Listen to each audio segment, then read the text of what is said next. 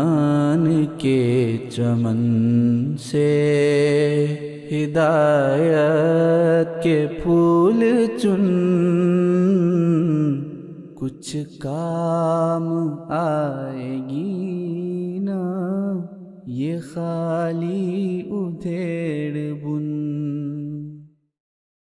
اشہد ان لا الہ الا اللہ وحدہ لا شریک لہ واشہد ان محمدا عبدہ ورسولہ، اما بعد فاعوذ باللہ من الشیطان الرجیم، بسم اللہ الرحمن الرحیم۔ اللہ نور السماوات والارض، مثل نوره كمشكاة فيها مصباح، المصباح في زجاجة، الزجاجة كأنها كوكب دري يوقد من شجرة مباركة زيتونة لا شرقية ولا غربية، يكاد زيتها يضيء ولو لم تمسسه نار، نور على نور، يهدي الله لنوره من يشاء ويضرب الله الأمثال للناس واللہ بکل شیء علیم۔ اللہم صل علی محمد وعلی آل محمد افضل صلواتک وبارک وسلم انک حمید مجید۔ السلام علیکم ورحمۃ اللہ وبرکاتہ۔ ناظرین کرام، یہ اللہ تعالیٰ کا خاص فضل ہے کہ اس نے ایک بار پھر ہمیں رمضان المبارک کے بابرکت ایام دیکھنا نصیب فرمائے ہیں۔ جیسا کہ ہم جانتے ہیں کہ قرآن کریم اور رمضان المبارک کا آپس میں بہت گہرا تعلق ہے۔ ہماری کوشش ہوگی کہ ہم اللہ تعالیٰ کی مدد اور اس کی عطا کردہ توفیق سے ماہ رمضان کے ان بابرکت ایام میں ہر روز آپ کی خدمت میں قرآن کریم کے کسی ایک موضوع پر گفتگو کریں۔ اس پروگرام کا نام تبویب القرآن ہے، اور اس پروگرام کا مقصد قرآن کریم کے مختلف مضامین آپ کی خدمت میں نہایت سادہ اور عام فہم انداز میں پیش کرنا ہے۔ ہم اپنے ناظرین کو یہ بھی بتاتے چلیں کہ اس پروگرام میں جن امور پر گفتگو کی جائے گی وہ سیدنا حضرت اقدس مسیح موعود علیہ السلام اور آپ کے خلفائے کرام کے بیان فرمودہ تفسیری نکات پر مشتمل ہوا کرے گی۔ آج جس موضوع کا انتخاب کیا گیا ہے اس کا عنوان ہے ہستی باری تعالی۔ اکثر ایک سوال سننے کو ملتا ہے کہ اللہ تعالیٰ کی ذات ہے کیا؟ وہ کون ہے؟ کیا اس کا کوئی وجود بھی ہے یا یہ صرف ایک خیال کا نام ہے؟ اور اگر اس کا وجود ہے تو پھر ہمیں نظر کیوں نہیں آتا؟ اس نے ہمیں کیوں پیدا کیا ہے؟ اور اس ساری کائنات کی تخلیق کا مقصد کیا ہے؟ قرآن کریم میں ان تمام سوالات کے تفصیلی جواب دیے گئے ہیں۔ ہماری کوشش ہوگی کہ وقت کی رعایت کو ملحوظ خاطر رکھتے ہوئے ان سوالات کے جوابات جاننے کی کوشش کریں۔ پہلا سوال جس کا یہاں جواب دینا مقصود ہے وہ یہ ہے کہ اللہ تعالیٰ کون ہے؟ اس کا تعارف کیا ہے؟ یہ ایسا ہی ہے کہ آپ کسی شخص سے ملیں تو آپ اس سے پوچھیں کہ میاں آپ کون ہو؟ کہاں سے آئے ہو؟ کیا کرتے ہو؟ تو وہ جواب میں کہے گا مثلا میرا نام زید ہے، میرے والد کا نام عمر ہے، میں فلاں جگہ سے آیا ہوں، ہم 3 بہن بھائی ہیں، 4 بہن بھائی ہیں، میں ڈاکٹر ہوں اور فلاں ہاسپٹل میں کام کرتا ہوں وغیرہ وغیرہ۔ اسی طرح اللہ تعالیٰ ہے۔ اللہ تعالیٰ بھی اپنا تعارف خود ہی کرواتا ہے۔ قرآن کریم کی ابتدا میں اللہ تعالیٰ فرماتا ہے الف لام میم، اس کا مطلب ہے انا اللہ عالم، یعنی میں اللہ ہوں، میں سب سے زیادہ جاننے والا ہوں۔ گویا بالفاظ دیگر اللہ تعالیٰ فرماتا ہے کہ میں تمہیں بتاتا ہوں کہ میں کون ہوں۔ چنانچہ جب ہم قرآن کریم کا مطالعہ کرتے ہیں تو اس کے ہر لفظ میں ہمیں اللہ تعالیٰ کا تعارف نظر آتا ہے، اس کی ہستی کی دلیل نظر آتی ہے۔ مثلا وہ فرماتا ہے میں ایک ہوں، اکیلا ہوں، اور میرے جیسا کوئی اور وجود نہیں ہے، جیسا کہ وہ فرماتا ہے قل هو اللہ احد۔ حضرت خلیفۃ المسیح الاول رضی اللہ تعالی عنہ سورۃ الاخلاص کی تفسیر میں فرماتے ہیں کہ دیکھو، اللہ تعالیٰ نے اپنی اکیلا ہونے کی جو گواہی دی ہے وہ احد کے لفظ سے بیان فرمائی ہے، خود کو واحد نہیں کہا، کیونکہ جب ہم واحد یعنی ایک کہتے ہیں تو اس کے بعد پوری گنتی آتی ہے، جیسے ایک کے بعد دو، دو کے بعد تین اور چار اور پانچ، لیکن جب ہم احد کہیں تو اس کے بعد کوئی گنتی ہی نہیں ہے۔ تو دیکھیں اللہ تعالیٰ نے اپنا ایک ہونا کس طرح سے واضح طور پر ہمیں سمجھایا ہے۔ پھر ممکن ہے کہ کسی ذہن میں آتا ہو کہ کیا اللہ تعالیٰ کو کسی نے پیدا کیا ہے؟ تو اس کا جواب بھی وہ خود دیتا ہے کہ نہ تو میرا کوئی باپ ہے نہ ہی میرا کوئی بیٹا، جیسا کہ وہ فرماتا ہے لم یلد ولم یولد۔ پھر کوئی یہ بھی خیال کر سکتا ہے کہ ممکن ہے اس کی کوئی بیوی ہو، تو اس کا جواب میں اللہ تعالیٰ کہتا ہے، اللہ تعالیٰ فرماتا ہے وَلَمْ تَكُنْ لَهُ صَاحِبَةٌ، یعنی اس کی کوئی بیوی نہیں ہے۔ اب سوال یہ پیدا ہوتا ہے پھر اس کا وجود کیسا ہے، اس کا جسم کیسا ہے؟ تو اللہ تعالیٰ اپنے تعارف میں فرماتا ہے اللہ نور السماوات والارض، یعنی اللہ تو آسمانوں اور زمین کا نور ہے۔ اب جو نور ہوگا تو لازمی بات ہے کہ وہ کھانے پینے اور دیگر حوائج ضروریہ جیسے سونا ہے، تھکنا ہے اور دوسرے کام ہیں ان سے پاک ہوگا۔ پھر سوال یہ بھی پیدا ہو سکتا ہے وہ کہاں ہے؟ تو اس کے جواب میں اللہ تعالیٰ فرماتا ہے فَأَيْنَمَا تُوَلُّوا فَثَمَّ وَجْهُ اللَّهِ، تم جہاں بھی منہ پھیرو گے وہیں تمہیں اللہ کا جلوہ نظر آئے گا۔ پھر ایک اور جگہ فرمایا کہ ہم تو انسان کی شہرک سے بھی زیادہ قریب ہیں۔ ایسے ہی ایک مقام پر فرمایا کہ جب دو افراد کسی جگہ ہوں تو ان میں تیسرا اللہ ہوتا ہے، چار ہوں گے تو پانچواں اللہ ہوگا۔ گویا اللہ تعالیٰ ہر جگہ موجود ہے، خواہ وہ زمین کے اندر ہو یا پہاڑوں کی چوٹیاں یا سمندر کی گہرائیاں ہوں یا جنگل بیابان، ہر جگہ اللہ تعالیٰ کا وجود موجود ہے۔ اب کوئی کہہ سکتا ہے پھر وہ ہمیں نظر کیوں نہیں آتا؟ تو اس کے بارے میں اللہ تعالیٰ فرماتا ہے لا تدرکہ الابصار وہو یدرک الابصار، یعنی نظریں اس کو نہیں دیکھ سکتی، البتہ وہ اپنا دیدار جسے چاہے کروا سکتا ہے۔ تو اللہ تعالیٰ نظر آتا ہے اس کو جس کے لیے اللہ چاہے گا، اور جو اللہ تعالیٰ کو دیکھنے کے لیے صحیح کرے گا، کوشش کرے گا۔ پھر سوال پیدا ہو سکتا ہے کہ اللہ تعالیٰ سے پہلے کیا تھا اور اس کے بعد کیا ہوگا؟ تو اس بارے میں وہ فرماتا ہے هو الاول والآخر والظاہر والباطن، یعنی میں وہ ہوں جو اول بھی ہے اور آخر بھی، ایسا ہی میں ظاہر بھی ہوں اور باطن یعنی پوشیدہ بھی، اور مجھے کبھی موت نہیں آ سکتی کیونکہ میں الحی الذی لا یموت ہوں، یعنی میں الحی ہوں جو ہمیشہ زندہ رہتا ہے، لا یموت جس کو کبھی فنا نہیں آئے گا، جو کبھی مر نہیں سکتا۔ پھر وہ فرماتا ہے کہ میں سمیع ہوں، یعنی سب سنتا ہوں، میں بصیر ہوں، سب دیکھتا ہوں، میں علیم ہوں، مجھے ہر چیز کا علم ہے، میں خبیر ہوں، میں اس قدر باخبر ہوں کہ اگر کوئی پتا جنگل بیابان میں کسی جگہ درخت سے ٹوٹ کر گرتا ہے تو وہ ابھی زمین پر نہیں گرتا، تو مجھے اس کی بھی خبر ہوتی ہے۔ پھر وہ کہتا ہے میں رزاق ہوں، میں رازق ہوں، یعنی زمین اور آسمان میں ہر ایک کو رزق دینا میرے ذمے ہے، یہاں تک کہ سمندر کے پاتال میں اس کی گہرائیوں میں موجود جو بھی جاندار بس رہا ہے اس کو رزق میں دے رہا ہوں۔ پس اگر مجھے سمجھنا ہے تو پھر میری طرف آؤ، مجھے پہچانو، میری صفات کو اپناؤ۔ لیکن یاد رکھنا چاہیے کہ میں کسی انسان یا دوسری مخلوق کی طرح ہرگز نہیں ہوں، اس لیے میرے لیے مثالیں بیان نہ کرنا، میں وہ ذات ہوں کہ میرے جیسا کوئی نہیں ہے۔ حضرت اقدس مسیح موعود علیہ السلام اس بارے میں فرماتے ہیں، چنانچہ وہ یہ بھی فرماتا ہے کہ خدا دیکھتا، سنتا، جانتا، بولتا، کلام کرتا ہے، اور پھر مخلوق کی مشابہت سے بچانے کے لیے یہ بھی فرماتا ہے لیسا کمثلہ شیء فلا تضربوا للہ الامثال یعنی خدا کی ذات اور صفات میں اس کا کوئی شریک نہیں، اس لیے مخلوق سے مثالیں مت دو۔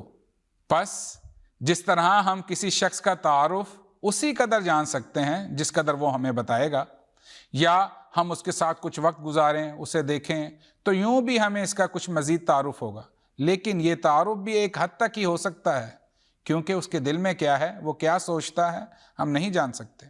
ایسا ہی اللہ تعالیٰ کی ذات ہے۔ انسان اللہ تعالیٰ کی ذات کا اپنے علم کے ذریعے سے احاطہ کر ہی نہیں سکتا، اور یہ ہم نہیں کہہ رہے، اللہ تعالیٰ فرماتا ہے وَلَا يُحِيطُونَ بِهِ عِلْمًا، یعنی انسان اپنے علم کے ذریعے سے خدا تعالیٰ کا احاطہ کر ہی نہیں سکتا۔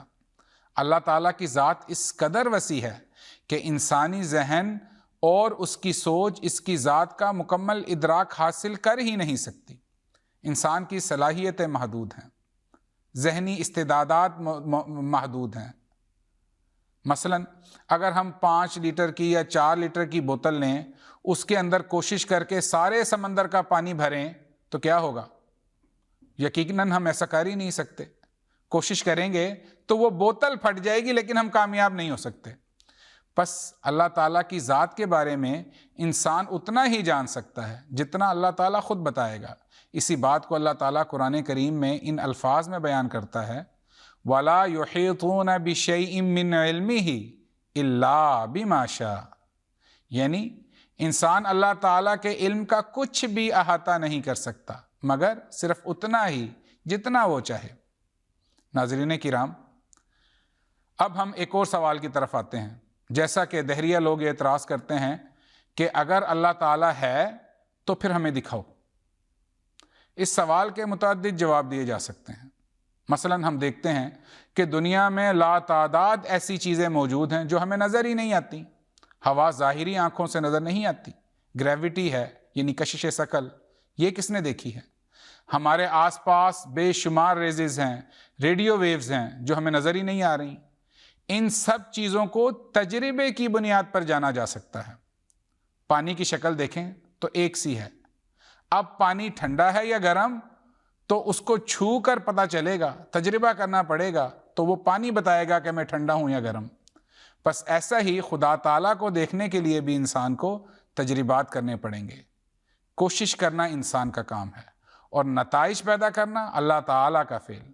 اللہ تعالیٰ خود فرماتا ہے وَالَّذِينَ جَاهَدُوا فِينَا لَنَهْدِيَنَّهُمْ سُبُلَنَا، یعنی جو لوگ ہم سے ملنے کی کوشش کرتے ہیں تو ہم ضرور ان کو اپنے راستوں کی طرف آنے کی توفیق بخشیں گے۔ خدا تعالیٰ کی ہستی کی دلیل دیتے ہوئے حضرت مصلح موعود رضی اللہ تعالیٰ عنہ نے ایک مثال بیان فرمائی ہے۔ حضور کہتے ہیں کہ دیکھو، اگر کسی شخص نے لندن شہر نہ دیکھا ہو تو کیا وہ یہ کہہ سکتا ہے کہ لندن شہر کا وجود ہی دنیا میں موجود نہیں ہے؟ اس کا حل یہ ہے کہ وہ ان لوگوں سے پوچھے جو لندن شہر دیکھ کر آ چکے ہیں، وہاں کا موسم کیسا ہے، لوگوں کا لباس کیا ہے، وہاں کا تمدن کیا ہے، عمارتیں کیسی ہیں، اور دیگر باتیں جو اس شہر سے متعلق ہیں وہ ان لوگوں سے پوچھ سکتا ہے جنہوں نے یہ شہر دیکھا ہے۔ ایسا ہی اگر کسی نے اللہ تعالیٰ کا وجود سمجھنا ہے تو اسے ان لوگوں سے ملنا پڑے گا جو اللہ تعالیٰ سے مل چکے ہیں، اس کا دیدار کر چکے ہیں، اس سے ہم کلام ہو چکے ہیں۔ اللہ تعالیٰ ان کی دعائیں قبول کرتا چلا جاتا ہے۔ بس یہ وجود انبیاء کرام کا وجود ہے۔ اس کے بعد انبیاء کے صحابہ ہیں، اولیاء کرام ہیں، پھر دیگر متبعین ہیں جو اپنی بساط کے مطابق اللہ تعالیٰ کے وجود پر شاہد ہیں، گواہ ہیں۔ آج اگر کسی نے یہ وجود دیکھنا ہے تو ہم بلا تردد کہیں گے کہ ہمارے پیارے امام حضرت خلیفۃ المسیح ایدہ اللہ تعالیٰ بنصرہ العزیز کا دیدار کر لو، ان کی خدمت میں دعا کی عرض کرو، ان کی صحبت میں رہو، تمہیں اللہ تعالیٰ نظر آنا شروع ہو جائے گا۔ یہی اللہ تعالیٰ کا حکم ہے۔ اللہ تعالیٰ فرماتا ہے یا ایھا الذین آمنوا اتقوا اللہ وکونوا مع الصادقین، یعنی اے مومنو، اللہ کا تقوی اختیار کرو اور صادقوں کی معیت اور ان کی صحبت اختیار کرو۔ پس جہاں صادقوں کی صحبت سے ایک دہریہ شخص اللہ تعالیٰ پر ایمان لا سکتا ہے، ایسا ہی ہم احمدی جنہوں نے اللہ تعالیٰ کے فضل سے امام وقت کو مانا ہے، وہ بھی اللہ تعالیٰ کا دیدار پانے کے لیے امام وقت کی صحبت میں وقت گزاریں۔ اب تو الحمدللہ MTA کے ذریعے فاصلے اور دوریاں ختم ہو چکے ہیں۔ حضرت اقدس مسیح موعود علیہ السلام اس طرف ہمیں توجہ دلاتے ہوئے فرماتے ہیں، زیارت صالحین کے لیے سفر کرنا قدیم سے سنت سلف صالح چلی آئی ہے، اور ایک حدیث میں ہے کہ جب قیامت کے دن ایک شخص اپنی بدعمالی کی وجہ سے سخت مواخذے میں ہوگا تو اللہ جل شانہ اس سے پوچھے گا کہ فلاں صالح آدمی کی ملاقات کے لیے کبھی تو گیا تھا؟ تو وہ کہے گا بالارادہ تو کبھی نہیں گیا، مگر ایک دفعہ ایک راہ میں اس کی ملاقات ہو گئی تھی۔ تب خدا تعالیٰ کہے گا کہ جا بہشت میں داخل ہو، میں نے اسی ملاقات کی وجہ سے تجھے بخش دیا ہے۔ اب دیکھیں کہ کتنا بڑا اجر ہے جو اللہ تعالیٰ نیکوں کی صحبت، خواہ انسان کا ارادہ نہ بھی ہو پھر بھی اللہ تعالیٰ دیتا ہے۔ پھر اللہ تعالیٰ کی ذات کا ایک ثبوت یہ بھی ہے کہ سچے دل سے بے قرار ہو کر اس کے حضور دعائیں کریں، گڑ گڑائیں، چلائیں، تو ضرور اللہ تعالیٰ انسان کی آہو بکا سن کر اسے غموں سے اور پریشانیوں سے نجات عطا کرتا ہے۔ اللہ تعالیٰ فرماتا ہے اَمَّن یُجِیبُ الْمُضْطَرَّ اِذَا دَعَاهُ وَیَکْشِفُ السُّوءَ، پس بتاؤ کہ وہ کون ہے جو بے قرار کی دعاؤں کو سنتا ہے اور اس کی تکلیف کو دور کر دیتا ہے۔ پس اگر کسی کو اللہ تعالیٰ کی ہستی کی دلیل چاہیے تو ایک تجربہ اسے یہ بھی کرنا ہوگا کہ دعاؤں کے ذریعے سے اللہ تعالیٰ کو تلاش کرے۔ یہاں وقت کی مناسبت سے آپ ناظرین کے سامنے قبولیت دعا کا ایک واقعہ ازدیاد ایمان کی خاطر پیش کروں گا۔ حضرت مولانا نذیر احمد مبشر صاحب، جنہیں ایک لمبا عرصہ غانا میں بطور مبلغ سلسلہ خدمت کی توفیق ملی، ان کی قبولیت دعا کا ایک واقعہ ہے۔ آپ فرماتے ہیں کہ جولائی 1939 کا واقعہ ہے کہ غانا کا ایک نوجوان تھا جو مکہ چلا گیا، دینی تعلیم اس نے حاصل کر لی۔ جب وہ واپس آیا تو اپنی اہمیت بڑھانے کے لیے اس نے پروپیگنڈا شروع کر دیا اور کہنا شروع کر دیا کہ دیکھو، امام مہدی کے ظہور کی نشانی یہ تھی کہ اس کے دور میں زلزلے آئیں گے۔ احمدیوں نے حضرت مولانا صاحب کی خدمت میں جا کر عرض کی کہ آپ ان سے مل کر تو آئیں اور بات تو کریں۔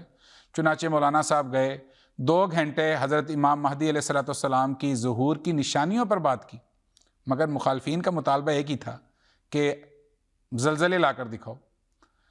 اس پر حضرت مولانا صاحب نے 1 ہفتہ بڑے الہا کے ساتھ دعا کی کہ اے خدا، امام مہدی کی صداقت میں زلزلے کا نشان تو دکھا۔ جب دعا کرنے کے بعد آپ کو یہ یقین نصیب ہو گیا کہ اللہ تعالیٰ ضرور یہ معجزہ دکھائے گا، تو آپ نے پھر 3 مقامات پر جلسے کرنے کا فیصلہ کر لیا اور وہاں جا کر یہ اعلان کرنا شروع کر دیا کہ دیکھو، یہ مطالبہ کیا گیا ہے، سچائی کے لیے اللہ تعالیٰ زلازل کا نشان دکھا کر چھوڑے گا۔ فرماتے ہیں کہ ابھی 2 جگہ پر ہی جلسہ ہوا تھا اور تیسرے مقام پر جلسے کا انتظام کیا جا رہا تھا کہ جمعرات اور جمعے کی درمیانی رات کو عشاء کے وقت سارے غانا میں شدید زلزلہ آیا۔ اس کے نتیجے میں ہزاروں کی تعداد میں مخالفین آمدی ہو گئے۔ ان مخالفین میں مسلمان بھی تھے، عیسائی بھی تھے، دہریے بھی تھے، مشرک بھی تھے، اور وہ اس لیے احمدی ہو رہے تھے کہ دیکھو، یہ اعلان کرنے والا اعلان کر رہا تھا کہ ہمارے ساتھ خدا ہے، خدا زندہ ہے، ہم سچے ہیں، اور خدا تعالیٰ کی ہستی کا ثبوت یہ ہے کہ وہ ہماری دعائیں سنے گا۔ اب دیکھیں کہ انسان ایک چھوٹے سے پتھر کو تو جنبش دے سکتا ہے، اٹھا کر یہاں سے وہاں رکھ دے گا، لیکن کس کی مجال ہے کہ وہ پورے ملک کو ہلا سکے؟ پس یہ آہو بکا سے کی گئی دعائیں تھیں جس کی وجہ سے اللہ تعالیٰ نے غانا کے ملک کو ہلا کر رکھ دیا۔ پس یہ ہے خدا تعالیٰ کی ہستی کا ثبوت۔ یہ واقعہ حضرت امیر المومنین حضرت خلیفۃ المسیح الخامس ایدہ اللہ تعالیٰ بنصر العزیز نے مورخہ 18 مارچ 2011 کو اپنے خطبہ جمعہ میں بھی بیان فرمایا ہوا ہے۔ پھر اللہ تعالیٰ کی ہستی کا ایک بہت بڑا ثبوت اس کا انسانوں سے کلام کرنا ہے۔ اللہ تعالیٰ سچے اور جھوٹے معبود کی پہچان یہی بتاتا ہے کہ وہ بات نہیں کر سکتے۔ جیسا کہ اللہ تعالیٰ حضرت موسیٰ علیہ السلام کی قوم کے جو حالات ہیں بیان کرتے ہوئے قرآن کریم میں فرماتا ہے کہ حضرت موسیٰ کو اللہ تعالیٰ نے 40 راتوں کے لیے طور پہاڑ پر بلوایا، تو اس دوران آپ کی قوم کے جو بدبخت لوگ تھے انہوں نے لوگوں سے زیورات جمع کیے، اس کو پگھلا کر ایک بچھڑے کا مجسمہ بنا لیا اور اس کی عبادت شروع کر دی۔ اللہ تعالیٰ نے انہیں ملامت کرتے ہوئے فرمایا الم یروا انہ لا یکلمہم ولا یہدیہم سبیلا، کیا یہ لوگ نہیں دیکھتے کہ یہ مجسمہ تو ان سے بات ہی نہیں کرتا اور نہ ہی انہیں کسی رستے کی طرف ہدایت دیتا ہے۔ پس اللہ تعالیٰ کی ہستی کا یہ ثبوت ہے کہ وہ لوگوں سے ہر دور میں کلام کرتا تھا اور قیامت تک کلام کرتا رہے گا اور لوگوں کو سیدھے راستے کی طرف ہدایت دیتا رہے گا۔ اس دور میں اللہ تعالیٰ نے اپنی ہستی کے لیے حضرت مسیح موعود علیہ السلام کو مبعوث فرمایا ہے اور آپ علیہ السلام کو اپنے الہامات سے مشرف فرمایا ہے۔ اب دیکھیں کہ کس طرح ممکن ہے کہ قادیان، جو ہندوستان کے ملک میں ایک چھوٹا سا گاؤں ہے جہاں اس دور میں بنیادی ضروریات کی سہولیات بھی نہیں تھیں، وہاں ایک شخص کھڑا ہوتا ہے اور کہتا ہے کہ اللہ تعالیٰ نے مجھے الہام کر کے فرمایا ہے کہ تو اس دور کا آدم ہے، تو میرا خلیفہ ہے، تو امام وقت ہے، تو ہی مسیح ہے اور تو ہی مہدی۔ نیز اللہ تعالیٰ فرماتا ہے میں تیری تبلیغ کو زمین کے کناروں تک پہنچاؤں گا۔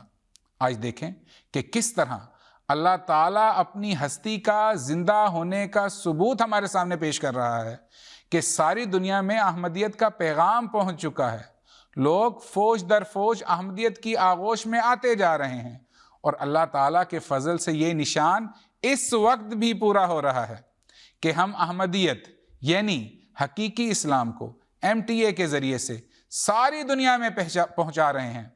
کیا یہ بات خدا تعالیٰ کی ہستی کا ثبوت نہیں ہے؟ پھر اللہ تعالیٰ کی ہستی کا ایک بڑا ثبوت اس کی بیان کردہ پیش گوئیوں کا پورا ہونا بھی ہے، اور یہ پیش گوئیاں ہر دور میں پوری ہو رہی ہیں۔ حضور صلی اللہ علیہ وآلہ وسلم اور آپ صلی اللہ علیہ وآلہ وسلم کے صحابہ مکہ سے جس بے سر و سامانی کے حال میں ہجرت کر گئے تھے، کون گمان کر سکتا تھا کہ ایک روز یہ لوگ اسی شہر میں فاتح بن کر لوٹیں گے۔ اللہ تعالیٰ قرآن کریم میں فرماتا ہے ان الذی فرض علیک القرآن لرادک الی معاد، یقیناً وہ ہستی جس نے تجھ پر قرآن فرض کیا ہے وہ تجھے ضرور بار بار لوٹ کر آنے کی جگہ یعنی مکہ کی طرف واپس لے آئے گا۔ یہ آیت مکی دور کی ہے۔ اب دیکھیں کہ لرادک الی معاد کے اندر کتنی پیش گوئیاں ہیں۔ سب سے پہلے یہ کہ حضور صلی اللہ علیہ وسلم مکے میں ہیں، مکہ کے جو کفار ہیں وہ وسلم کو اور صحابہ کو وہاں سے نکال دیں گے، پہلی تو یہ پیش گوئی ہے۔ پھر اس کے بعد اسلام ترقی کرے گا، مضبوط ہوگا، پھیلے گا، نتیجہ یہ ہوگا مخالفت بڑھے گی، جنگیں ہوں گی، اور پھر تیرے دشمن یعنی مکہ والے کمزور ہو جائیں گے ان جنگوں کی وجہ سے، شکستوں کی وجہ سے، اور پھر اللہ تعالیٰ حضور صلی اللہ علیہ وآلہ وسلم کو مکہ میں فاتح بنا کر لے آئے گا۔ تو گو کہ ایک لفظ ہے لیکن اس کے اندر کتنی پیش گوئیاں ہیں۔ انسان ہے، وہ کوئی بات کرتا ہے تو تکا لگ سکتا ہے کہ وہ بات پوری ہو جائے، لیکن یہ نہیں ہو سکتا کہ ایک بات کے بعد دوسری، دوسرے کے بعد تیسری، تیسرے کے بعد چوتھی وہ پوری ہوتی چلی جائیں۔ تو جب اتنی ساری پیش گوئیاں ایک ساتھ ہوں تو یقیناً اس کی خبر اللہ تعالیٰ دیتا ہے، اور یہی اللہ تعالیٰ کی ہستی کا ثبوت ہے۔ حضرت مصلح موعود رضی اللہ تعالیٰ عنہ اسی آیت کی تفسیر میں بیان فرماتے ہیں، اس میں فتح مکہ کی طرف اشارہ ہے جس کی طرف محمد رسول اللہ صلی اللہ علیہ وآلہ وسلم کو واپس لانے کی پیشگوئی کی گئی ہے، اور قرآن کے فرض کرنے سے یہ بتایا گیا ہے کہ اگر محمد رسول اللہ صلی اللہ علیہ وآلہ وسلم مکہ کی طرف لوٹ کر واپس نہ آئے تو یہ قرآن کی سچائی پر ایک حرف ہوگا، کیونکہ اللہ تعالیٰ نے یہ وعدہ قرآنی شریعت کے ذکر کے ساتھ اپنی قسم کھا کر کیا ہے، اور اللہ تعالیٰ کے فضل سے پورا ہو کر رہے گا۔ اسی طرح قرآن کریم میں بے شمار پیش گوئیاں ہیں، ان میں آخری دور کی ایجادات کی پیش گوئیاں، حضرت اقدس مسیح موعود علیہ السلام کی آمد کی پیش گوئیاں، اور ان سب کا پورا ہونا بھی اللہ تعالیٰ کی ہستی کا بین ثبوت ہے۔ اسی طرح اس دور میں حضرت مسیح موعود علیہ السلام کے بعد قدرت ثانیہ یعنی خلافت کے ظہور کی پیشگوئی بھی اللہ تعالیٰ کی ہستی کا ایک زندہ نشان ہے۔ آج خلافت کے ذریعے اللہ تعالیٰ اپنے نور سے ساری دنیا کو منور کر رہا ہے، اور انشاءاللہ العزیز تا قیامت یہ سلسلہ جاری رہے گا۔ اسی طرح اللہ تعالیٰ کا اپنے انبیاء کرام کو مبعوث کرنا اور پھر ان کی تائیدات میں معجزات ظاہر کرنا بھی اللہ تعالیٰ کی ہستی کا منہ بولتا ثبوت ہے۔ وقت کی رعایت کے ساتھ چند ایک معجزات کا اختصار کے ساتھ یہاں بیان کرنا ضروری سمجھتا ہوں۔ مثلا اللہ تعالیٰ فرماتا ہے کہ قرآن کریم سب سے بڑا معجزہ ہے جس کی نظیر انسان پیش کرنے سے عاجز ہے، اور یہ چیلنج قیامت تک اللہ تعالیٰ نے منکرین کے سامنے رکھا ہے۔ اللہ تعالیٰ فرماتا ہے فَأْتُوا بِسُورَةٍ مِّن مِّثْلِهِ، یعنی اے میرے وجود کے منکروں، اگر تم سچے ہو تو قرآن کریم کی ایک صورت ہی بنا لاؤ۔ پس دیکھیں کہ آج 1400 سال گزر چکے ہیں، لیکن 114 صورتیں تو کیا کسی کو ایک صورت بنانے کی بھی جرت نہیں ہوئی۔ ایسا ہی ایک معجزہ حضرت ابراہیم علیہ السلام کے لیے اللہ تعالیٰ کا آگ کو ٹھنڈا کر دینے کا ہے، جیسا کہ اللہ تعالیٰ فرماتا ہے قُلْنَا یا نارو کونی بردًا وسلامًا علی ابراہیم، یعنی تب ہم نے کہا اے آگ تو ابراہیم کے لیے ٹھنڈی ہو جا اور اس کے لیے سلامتی کا باعث بن جا۔ پھر شق القمر کا بھی معجزہ ہے۔ اللہ تعالیٰ فرماتا ہے اقتربت الساعۃ وانشق القمر، یعنی موعودہ ساعت قریب آ چکی ہے اور چاند پھٹ گیا ہے۔ اس بات میں تو کوئی شک نہیں کہ یہ معجزہ رونما ہوا، اسے صحابہ نے بھی دیکھا، اور حضور صلی اللہ علیہ وسلم کے جو مخالفین یعنی کفار تھے انہوں نے بھی دیکھا۔ تبھی اس سے اگلی آیت میں یہ ذکر ہے وَإِن يَرَوْا آیَةً يُعْرِضُوا وَيَقُولُوا سِحْرٌ مُسْتَمِرٌ، یعنی اور اگر یہ کفار کوئی نشان دیکھیں تو منہ پھیر لیتے ہیں اور کہتے ہیں یہ تو ہمیشہ کی طرح کیا جانے والا کوئی جادو ہی ہے۔ پس کفار نے اس معجزے کو دیکھا اور اس کے گواہ بنے۔ حضرت مصلح موعود رضی اللہ تعالی عنہ نے شق القمر کے معجزے کی ایک تعویل یہ بیان کی ہے کہ یہ ایک کشفی نظارہ تھا۔ بہرحال اس میں تو کوئی شک نہیں کہ ہمارا خدا بے شمار قدرتوں کا مالک ہے، فعال لما یرید ہے، جو چاہتا ہے کرتا ہے۔ پس ہمیں چاہیے کہ اللہ تعالیٰ کی قدرتوں کے ذریعے سے اس کو پہچانیں اور اس پر سچے دل کے ساتھ ایمان لائیں۔ ناظرین کرام، اب ہم یہاں ایک اور سوال کا جواب دیں گے، اور وہ یہ ہے کہ آخر اللہ تعالیٰ نے یہ سارا کارخانہ قدرت پیدا ہی کیوں کیا؟ اس کا جواب ایک حدیث میں ہے، اور یہ حدیث قدسی ہے۔ حدیث قدسی وہ حدیث ہوتی ہے جس کے الفاظ اللہ تعالیٰ حضور صلی اللہ علیہ وآلہ وسلم کو خود بتائے۔ اس حدیث میں اللہ تعالیٰ فرماتا ہے کنتو کنزن مخفیًا فاردت ان اعرف فخلقت آدم، یعنی میں ایک مخفی خزانہ تھا، میں نے ارادہ کیا کہ میں پہچانا جاؤں، پس میں نے آدم کو تخلیق کیا اور اسے اپنا خلیفہ بنایا اور اسے اپنی صفات عطا کی۔ یہی مضمون دراصل آیت فطرت اللہ التی فطر الناس علیہا کا ہے، یعنی اللہ تعالیٰ نے اپنی فطرت پر انسان کو پیدا کیا کہ وہ مجھے پہچانے، میری عبادت کرے، میرے رنگ میں رنگین ہو کر میری صفات اپنائے، میرے حقوق بھی ادا کرے، جیسا کہ اللہ تعالیٰ فرماتا ہے اننی انا اللہ لا الہ الا انا فاعبدنی واقم الصلاۃ لذکری، یقیناً میں ہی اللہ ہوں، میرے سوا کوئی معبود نہیں، پس میری ہی عبادت کرو اور نماز کو میرے ذکر کے لیے قائم کرو۔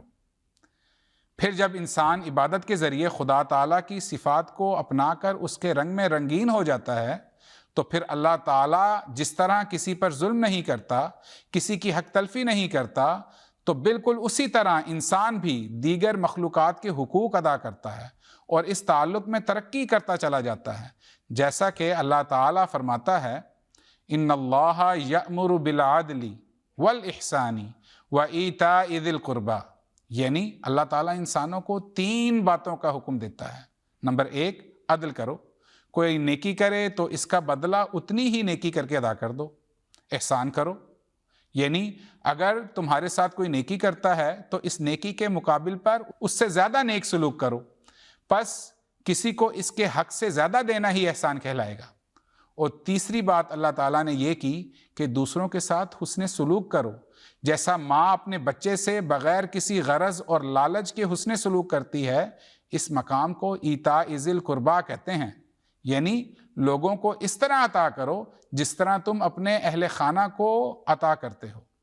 پس انسان کی پیدائش کی یہی دو اغراض ہیں، ایک حقوق اللہ کی ادائیگی اور دوسرا حقوق العباد کی ادائیگی، اور یہی مقصد اس تمام کارخانہ قدرت کو تخلیق کرنے کا ہے۔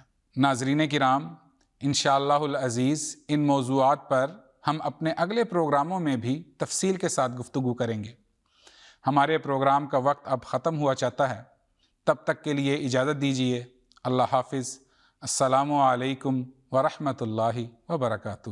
قرآن کے چمن سے ہدایت کے پھول چن،